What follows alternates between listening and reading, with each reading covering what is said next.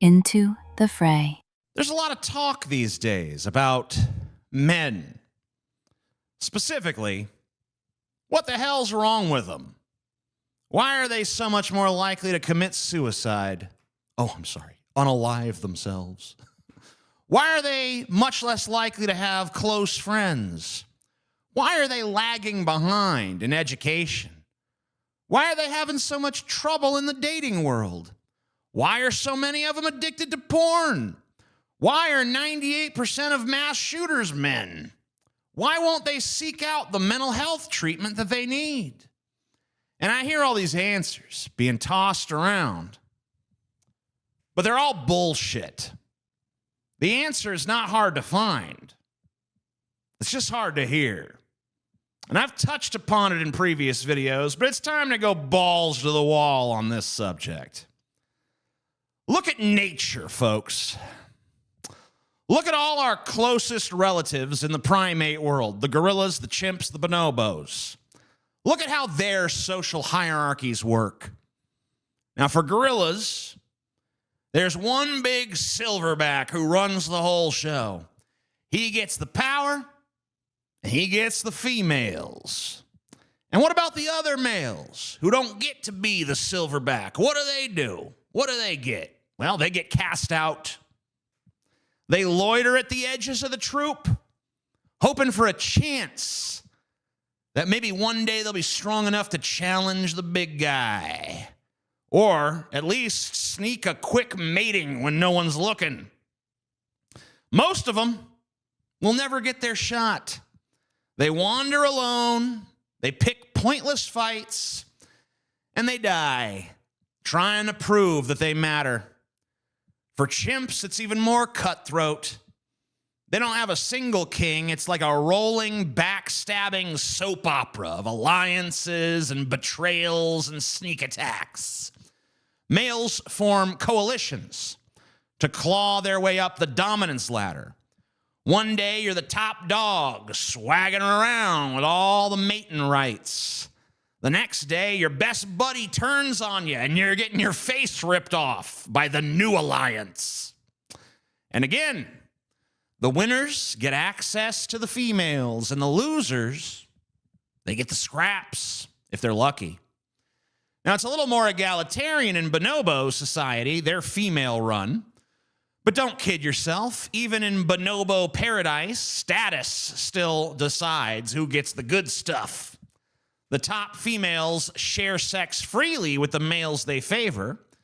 The high-ranking males hover close by, grooming, charming, trying to get that action. But the lower status males, they linger around the edges, hoping for the leftovers or for little sneak encounters. But mostly they're ignored and frustrated. And if you look at early human civilization, you see a similar pattern.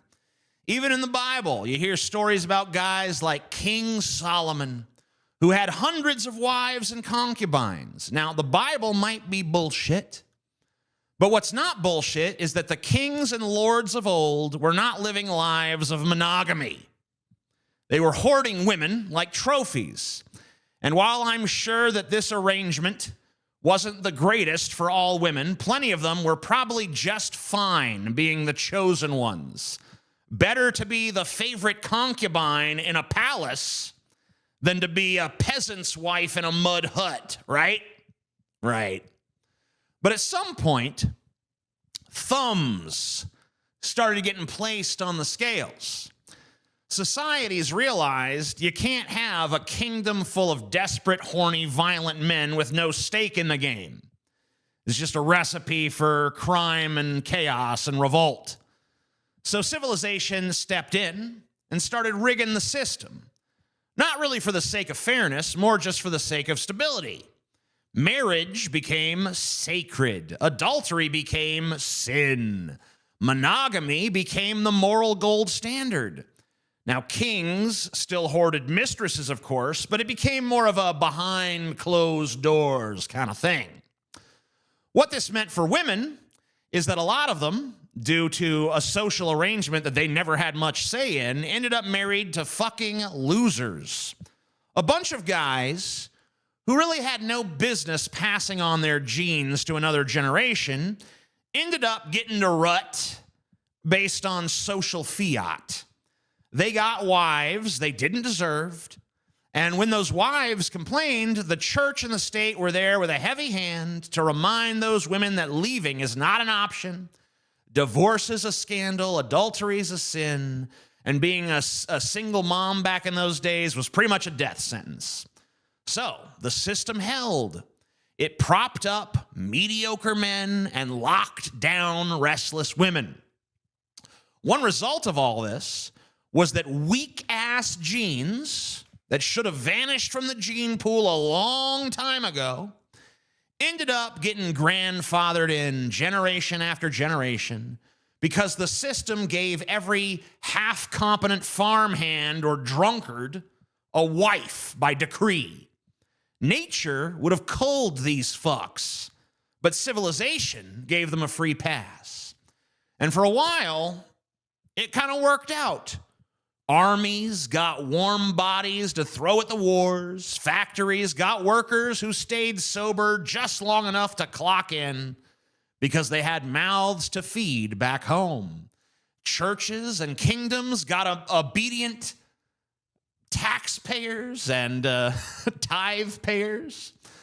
Then modernity arrived. Technology, birth control, women's rights, all that. Suddenly, women could choose. Divorce lost its shame. Sex stopped being the guaranteed payoff for mediocre performance. Dating turned into a global marketplace where the top 10% of men clean up and the rest jerk off and cry. This is why there are so many dudes that want to return to the old ways. Even if they don't realize it intellectually, they know on some dumb fuck level that the old system, unfair and suffocating as it was for women, at least guaranteed them a little bit of poontang, right? So you want to know the problem with men?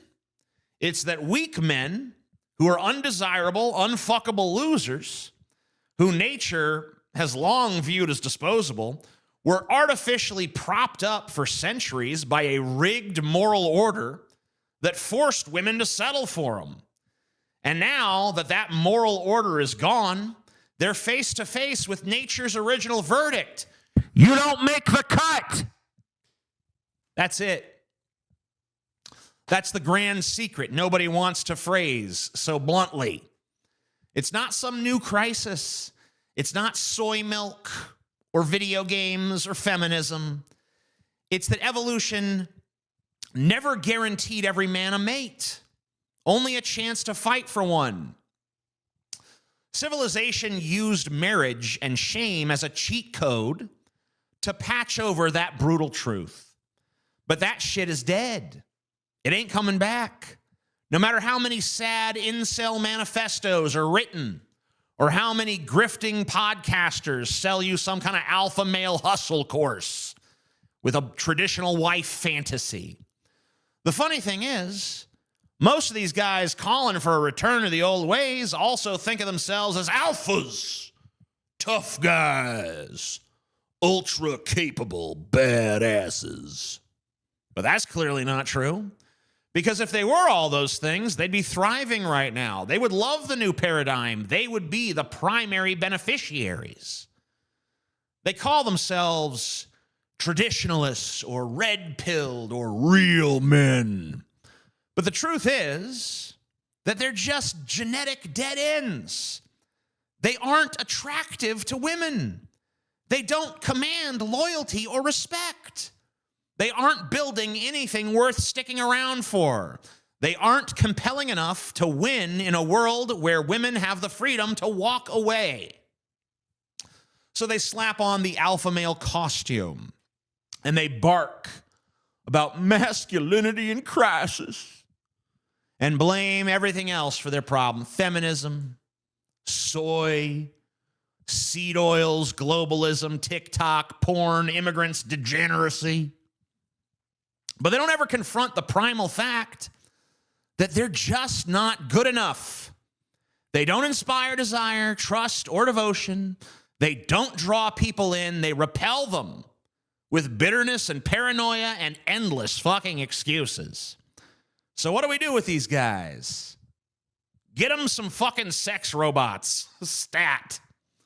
Get them some kind of robo-bimbo that can stroke their ego, among other things, laugh at their jokes, and spread their legs on command. And the best thing about these robo-bimbos, they can't get pregnant. Let these men be the genetic dead ends they were always destined to be. That's what's right. That's what's good. And it's going to make our species a whole lot better off in the long run. That is all. If you enjoyed this video, give it a like. Leave a comment down below. Check out the links in the description. And most importantly of all, share this video with someone you think needs to see it.